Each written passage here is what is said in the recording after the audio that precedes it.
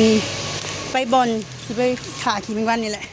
พอดีแวะมาเบิ่งรถทีแบบว่าอันรถทีเก่านี่แหละเขาสิไปดัดแปลงใหม่เพราะว่าอ้ายเพิ่นขี่เพชรเวียกนะอ้ายเพิ่นอยากขี่เพชรเวียกเพราะว่าตื่นสมาแล้วเพิ่นได้ขี่ไปเพชรเวียกเหตุการณ์เพิ่นนั่นแหละอยู่บนก่อสร้างเพิ่นนั่นแหละก็เลยมาเบิ่งอยู่นี่เพราะมีแต่รถทีหลายอีหลีพ่อพี่น้องเอ้ยกราบทักทายสบายดีเด้อพ่อพี่น้องเนาะประมาณ200,000 250,000ถ้าว่าเพิ่นได้พี่ไปก็คือมันจะค่ายแน่หั่นนะมันจะบ่ซ้ำกันเนาะเพราะฮัตตัวคันนี่สูงเลย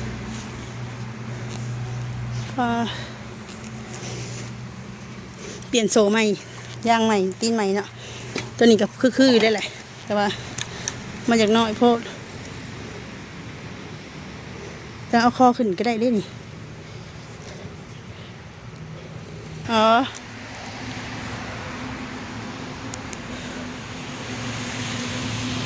ก็ห่างรถทีบมันขาดเบาะมันมีเด้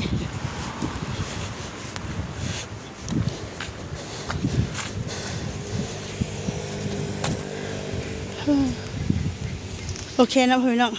สละสิไปเอานั่นเลเซอร์ขี่แมงวันออกโดยนะพี่น้องสละกับมาฮอดทางคลินิกแล้วพี่น้องไปว่าไปมองอื่นมันก็เขา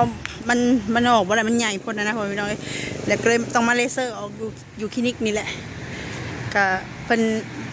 1,500เพิ่นเอานำเนาะที่จริง2,000แล้วเพิ่นลดให้1,500เพราะว่ามันใหญ่แต่กันมันต้องแบบเพิ่นหาประกันให้ยังเรียบร้อยนะพี่น้อง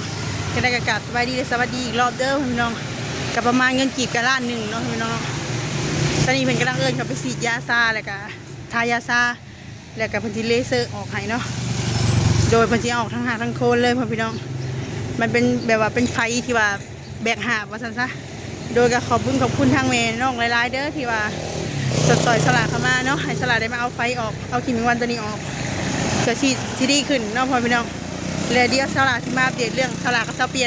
นเนาะพี่น้องที่ว่ามันมีเรื่องที่ว่าเข้าใจผิดกันนะก็หลายๆคนก็ยังบอกเข้าใจเรื่องราวเนาะโดยจะได้การสลากที่ขออนุญาตเข้าไปข้างในก่อนเด้อพี่น้องตอนนี้ก็ฉีดยาซาพี่น้องทายาซาฉีดยาซาถามหมอมาคลินิกเป็นทันสมัยเนาะมีครบวงจรพอไปหน่อยมีเครื่องเดียวในสวรรณเขต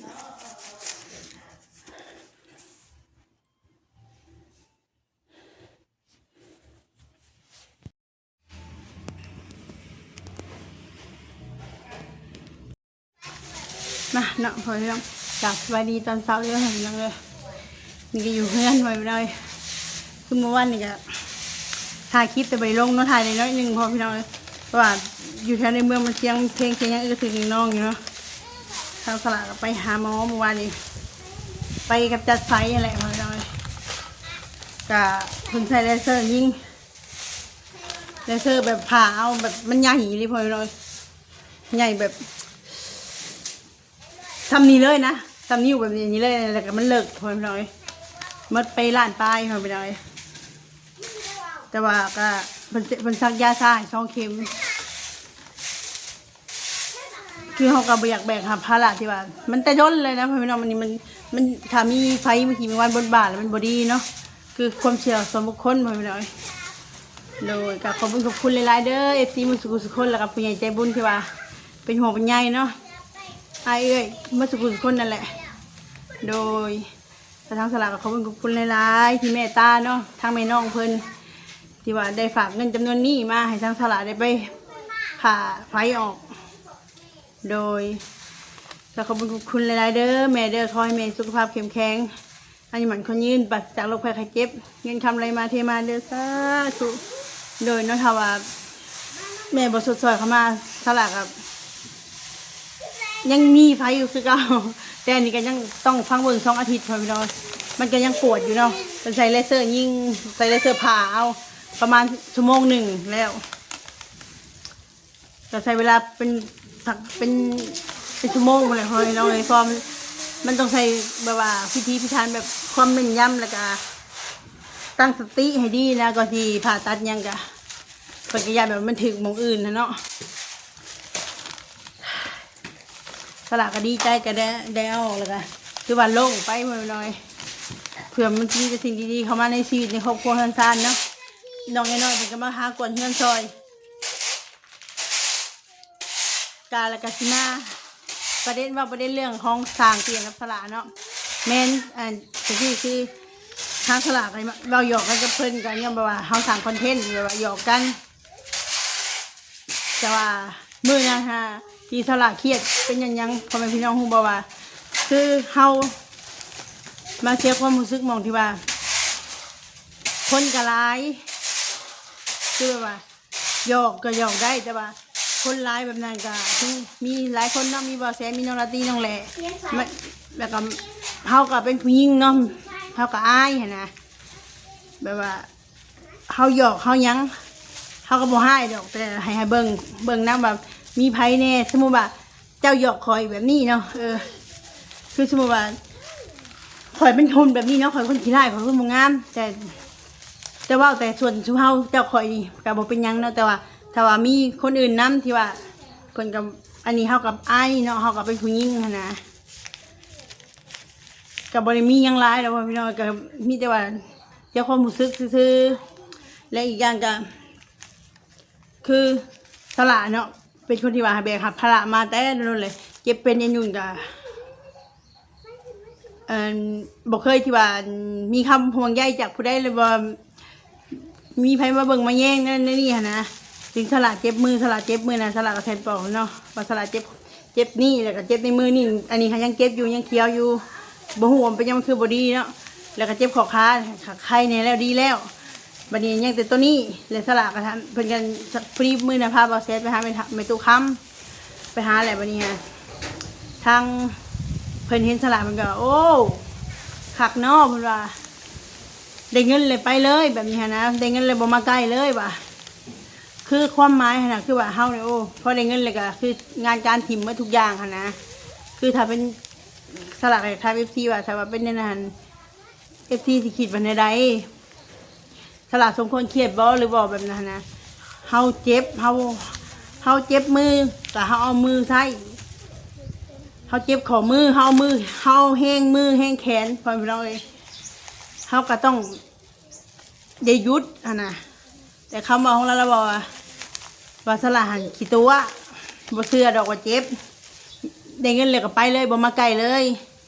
งานเท่านี้ก็ยังเฮ็ดบ่แล้วแม่นสละยอมรับว่างานเท่านี้ก็เฮ็ดบ่แล้วเนาะเพราะว่าเฮาเจ็บมือจะให้เฮ็ดได้สละก็บ่อยากเก็บบ่อยากเป็นยังจักดีอยู่พี่น้องสละก็อยากเป็นคนปกติคือคนอื่นเขามีเหือมีแห้งหาเงินหาคำเลี้ยงลูกเลี้ยงเต้าเลี้ยงพ่อเลี้ยงแม่แบบนี้ฮะในใจสละอยากเป็นหุ่นยนต์พ่อพี่น้องมันจะบ่มีความเจ็บปวดบ่มีความรู้สึกแต่มันก็เป็นไปบ่ได้เนาะแต่อยากมาให้พ่อแม่พี่น้องพิจารณานำกันแนวนี้บ่แม่นว่าสละสิเครียดว่าอันทางเปลี่ยนว่าบ่มักนั่นนี่บ่แม่นเด้อพ่อแม่พี่น้องคือทางสละบ่ได้คิดหยังอยู่แล้วเนาะบ่ได้ถือโตบ่ได้คือเฮาอายุป้นนี่แหละนะที่ไปถือโตหยังกระเดียกกระดอนะแต่ว่าคำว่าบางคำก่อนสิออกจากปากเนาะลิ้นบ่มีกระดูกนะก่อนสิออกจากปากนะเฮาต้องควรระวังคำบอกคำจาแล้วก็อีกอย่างแมนยูเขาเว้าหยอกเขาเว้าหัวกันกะเขาสมควรบอสสิว่าแบบต่อหน้าคนหลายๆคนแบบนี้คือว่าในท่าทางที่ว่ารังเกียจเขาคือแบบว่าเขานี่เป็นคนไร้ค่าว่าซะมีว่าเขานี่ไปแบบไปไห่ทาไปยั่วไปนั่นนี่ฮะนะคือในความคิดของเขาคำว่าไห่ทาไห่ยั่วบ่มีดอกเพราะเขาหูโตเองดีนะพ่อพี่น้องบางทีบ่จำเป็นต้องไปยั่วผู้ใดดอกแต่ว่าถ้าเจ้าที่ว่าหยอกเฮาเจ้าก็ต้องเบิ่งคนว่ามีภายในมีและอีกอย่างเนาะเฮาก็อายุ30ปลายแล้วแบบเด็กน้อยก็เต็มอยู่แล้วเฮาสิบ่อายเขาบอกเขาบ่ได้คิดได้ว่าหยอกพ่อพี่น้องเขาคิดว่าเฮานี่เป็นคนบ่ดีนั่นนี่ก็ยอมรับว่าเฮาบ่เป็นคนดีเนาะพ่อพี่น้องเอ้ยแต่เฮาก็บ่ไปเบียดเบียนผู้ใดพ่อพี่น้องเอ้ยอยู่ตามภาษาของเฮาทุกมื้อที่เฮาบ่มีความมั่นใจพอแห้งแล้วเฮาก็รู้สึกว่าตัวเองมันด้อยค่ามันบ่มีค่าสำหรับไผนะแล้วเฮาก็บ่อยากให้ไปเว้าแบบว่าให้เบิ่งนำว่าต่อหน้าผู้ใหญ่ต่อหน้าคนหลายๆคนก็บ่สมควรหยอกแบบนี้ถ้าเป็นเจ้าจะสิพอใจบ่ถ้าจะเฮาบ่ไปว่าดูถูกเจ้าแบบนั้นนะถ้าว่าเป็นเจ้าแหละเจ้าสิพอใจบ่ไปว่า ตนาคนหลายๆคนเนี่ยว่าหยอกกับบ่สมควรเด้อพี่น้องอันถ้าว่าผิดในกะขอโทษขออภัยเนาะสลาบ่กี้บ่โคตรบ่โกรธบ่ให้แล้วดอกอันที่ว่าเราสิบ่มักบ่ฮักสลาก็บ่ได้คิดหยังกับเราเนาะมีแต่เฮาสร้างคอนเทนต์กันซื่อๆสร้างคอนเทนต์ให้แบบ FC ได้ม่วนได้หัวนำกันได้เบิ่งนำกันแต่ละคลิปที่ว่าในช่องของน้องพามีคือกันแต่ถ้าว่าให้สลาไปเป็นจริงเป็นจังว่าโอ้ยอยากได้เรามาเป็นผัวค่ะผัวสลาก็ได้มาหลายคนเลยพ่อพี่น้องเอ้ยแบบได้ก็เจอมาหมดแล้วสลาบ่อยากได้ดอกผัวพ่อพี่น้องเอ้ยสลาอยากได้อยากไปว่าอยากไปเศรษฐีอยากเป็นคนรวยพ่อพี่น้องเอ้ยยังบ่ทันเป็นอยู่ตอนนี้ยังอยากเข้าใจความรู้สึกตัวนั้นอยู่แล้วก็บ่อยากให้เว้าลิงแบบนี้อีกนะคือบางสิ่งบางอย่างแม่นเฮาเคยเว้าหยอกเว้าหัวกันเคยเว้าหยอกว่าเจ้านี่เนาะเจ้ามักคอยบ่นี่หั่นนะก็คือเฮาสร้างคอนเทนต์เฮาเว้าลิงเว้าหัวกันแต่ถ้าว่าก่อนเฮาสิมาเว้าลิงกันเนาะเฮาก็ต้องเบิ่งว่าคนนี้มีไผแน่อยู่ในจุดนั้นนะว่าคนหลายบ่ถ้าเฮาเว้าหยอกไปแล้วเขาสิคิดว่าเฮาหยอกบ่หรือว่าเขาสิคิดว่าผู้นี้เป็นคือเฮาเว้าอีหลีนะจังหน่อยว่า FC ที่เข้าใจว่าพอเขาหยอกกลับแล้วก็โกรธทำเป็นไอ้นี่เขาหั่นนะพ่อพี่น้องเอ้ยมันบ่ได้ให้ดอกเลยสลาบ่เคยให้แต่สลาที่สลานี่เนาะโอ้มาโอเคนะพี่น้องนี่ทางน้องมาขอคนไทยกะแนวนี้กะคือแบบว่าเรื่องนี้ก็ขอให้จบเพียงเท่านี้เนาะพี่น้องคือเว้าหยอกสลาบ่เคยเครียดบ่เคยให้แต่การที่เฮาสิหยอกไผจักคนหนึ่งเฮาก็ต้องเบิ่งสถานการณ์หรือว่าสถานที่แบบว่าแม่นอยู่เท่าละหยอกเพิ่นกะมันเป็นคอนเทนต์ที่เฮาคิดค้นขึ้นมาแบบว่าหยอกแบบเป็นคู่จิ้นกันแบบว่าเป็นคู่จิ้นที่ว่าทางสลากเป็นคู่จิ้นกับบาเปียนเนาะอันนั้นคือคอนเทนต์คือหยอกได้แต่ว่าการที่เจ้าสิมาหยอกว่าหยอกแบบในทางที่ว่าเจ้าไม่ต้องมาโชว์ใครดอกเขาบ่อยากเขาขี้เดียดเจ้ามัดอารมณ์ทางเพศนั่นนี่นะแลเจ้าต้องเบิ่งนะคือกันว่าสถานะต้องสถานการณ์ตรงนั้นมีไผแน่และเจ้าสมควรเว้าบ่แบบนั้นถึงเฮาบ่มีสลากบ่มีผู้ใดเอาบ่มีผู้ใดมักสลากก็บ่ง้อพ่อพี่น้องเอ้ยเพราะว่าสลากเคยมีผัวมาแล้วลูกก็มี3คนแล้ว4คนแล้วพ่อพี่น้องเอ้ยอันนี้ก็บริซีเรียสเรื่องนั้นแต่ขอเพียงแต่อย่ามาเว้าต่อหน้าคนแบบนั้นมันก็คือแบบว่าเฮาเป็นผู้ใหญ่เลยนะเฮาก็อายคือคนอื่นเขาอาจสิบ่คิดคือว่าบ่คิดคือเฮาว่าเฮาหยอกหรือบ่เขาอาจสิคิดว่าอีนี่มันคือหีเขี้ยวแท้มันมานำจีบผู้บ่าวเฮาพี่มันคือกระแดะแท้หั่นนะพ่อแม่พี่น้องเอ้ยเข้าใจนำกันในนั้นคือเห็นเฮาไปปุ๊บทั้งน้องวันทองทั้งสางเปลี่ยนเนาะก็คือสิมีแต่คำเว้าแบบว่าเฮานี่ไปหมักไปเฝ้าไปแงนทางทีมงานสร้างนะกับมันคือแบบว่าเฮานี่จะเป็นโตยังเลยนะถ้าว่าไผบ่มาเป็นสลานี่สิบ่ฮู้พ่อพี่น้องเอ้ยว่าการที่เฮาถูกว่าแบบนี้มันเป็นได้ไดเนาะความรู้สึกถึงสลาว่าหยอกกับสลาว่าเรื่องหักเรื่องหมักบ่แม่นว่าเรื่องที่ว่าเจ้าสิโชว์มาปานใดขอยก็บ่อยากแค่ดอกขอยก็บ่ได้อันนี้มัดอารมณ์เฮ็ดแล้วมัดอารมณ์หั่นคือคนอื่นเขาสิคิดเขาสิมองเขาว่าใด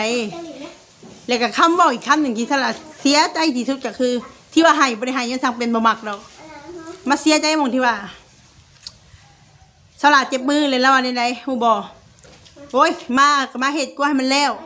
มือเจ็บกะบ่แม่นสิเอามือเฮ็ดแล้ววันนี้แหละเอาตีนพุ่นเฮ็ดพ่อแม่พี่น้องแล้วว่าในนี้แล้วถ้าเป็นพ่อแม่พี่น้องสิคิดจังได๋ก็ถามความคิดเห็นของ FC เนาะคือจักหยอกบ่หยอกบ่ฮู้แต่ว่าตอนนั้นสลากก็เฮาเจ็บคำหนึ่งก็บ่ถามว่าเป็นไรมือเจ้าใครเนี่ยล่ะบ่เฮ็ดเวียกได้อยู่บ่ก็บ่มีแต่คำที่ว่าเฮาคิดว่าเอาเงินได้เงินได้ก็ไปบ่เชื่อดอกว่าเจ็บมือค่ะแต่ถ้าเป็นเจ้าจะสิเข้าใกล้บ่แบบนั้นค่ะสลากบ่ได้แม่นสิว่าเกียรติศักดิ์ศรีใหญ่ปานนั้นพ่อแม่พี่น้องแต่ว่าเฮาก็ต้องแบบว่ามีขอบเขตการหยอกกันเว้ากันหัวเว้าจากันสิเว้ายังทำยังก็ต้องคิดก่อนเว้าออกมาคือคำบอกคำใดคำหนึ่งออกมาเว้าผิดตลอดชีวิตพ่อแม่พี่น้องเอ้ยเพราะฉะนั้นเฮาต้องเว้าเฮาต้องคิดก่อนเว้าว่าสมควรบอกหยอกบ่คำนี้ถ้าเว้าไปแล้วมันสิหุ่นแฮงบ่กับคนคนหนึ่งเนาะแม่นอยู่เจ้า อันนี้แต่ว่าคนที่ว่าถึกกระทำมาโดยตลอดคือสลานี่สลาที่คิดจะได้ผมพี่น้องบ่เคยสมหวังสิ่งทุกอย่างมีพวกก็บ่เคยเบิ่งบ่เคยแย่งอย่ามาทางงานนี้เลยมีแต่หาเงินเลี้ยงตัวเองมาโดยตลอดทำนี่ก็ยังว่าชีวิตตัวเองราคาแพงแล้วยังมาเจอคำว่าแบบนี้อีกเลยถ้าเป็นเจ้าจะสิคิดเจ้าสิทนได้บ่แบบนี้ฮะแต่ยังมานั่งคิดตอนคิดตัวเองกูนี่คือสิไร้ค่าขนาดแห้งเนาะหมู่จังหวัดบ่แบบนี้ไทยนะโดยทว่าสลาว่าผิดพลาดประการใดก็กลับขอโทษขออภัยเด้อพ่อพี่น้องสลาก็บ่อยากให้มันมีปัญหาหยังกันดอกพ่อพี่น้องแต่ว่าหยอกได้แต่ว่าหยอกพอประมาณแต่คำใดที่ว่าบ่สมควรเว้าก็บ่เว้าหยอกก็ได้เพราะว่ามันอาจสิเฮ็ดให้คนคนหนึ่งมันเสียความรู้สึกไปเลยนะคำว่าของเจ้ามันก็มันใส่คำว่ามันแห้งโพดนะแม่นยุจะหยอกแบบนะเจ้าคิดว่าเจ้าว่าหยอกแต่ว่าสำหรับคนคนหนึ่งมันสำหรับสลาที่ว่ามันแห้งโพดคือว่าตัวเองนี่โดยเนาะพ่อพี่น้องก็เฮาก็เป็นคนที่ว่าบ่มั่นใจตัวเองล่ะเป็นคนที่คิดว่าตัวเองเป็นคนบ่มีค่าอยู่แล้วนะคันหมู่ว่ามันแห้งไปพุ่นเลยพ่อพี่น้องมันก็คิดหนักแล้วก็เสียความรู้สึกหลายเติบมันก็เหมือนคือสิเหม็นความเขาเนาะว่าสมมติแล้วชีวิตเขาจังว่ามีผู้ใดจะว่าสิหักเขาแบบจริงจังหรือว่าสิเบิ่งแย่งเขากับลูกเขานะพร้อมที่แบ่งภาระของเขาเนาะเขาก็คิดไปต่างๆนานานะมันก็เหม็นความเขาเอาอยู่เขาก็สิคิดไปแบบนั้นในทางแบบนั้นสำหรับเลยเบียกฟังเบียกอะไรแบบว่าสิ่งใดที่ว่าเจ้าบ่เคยเจอแต่ว่าคนอื่นเขาอาจจะเจอมากกว่ามีนะโอเคน้องพ่อพี่น้องแต่สลากก็ไปอยากว่าร้ายพ่อพี่น้องจังนั้นมันทีพิษFCก็เขาคิดว่าทางสลากไปหยอกเขาก้อนเลยแบบเขาเอาขึ้นแล้วก็บ่พอใจเนาะก็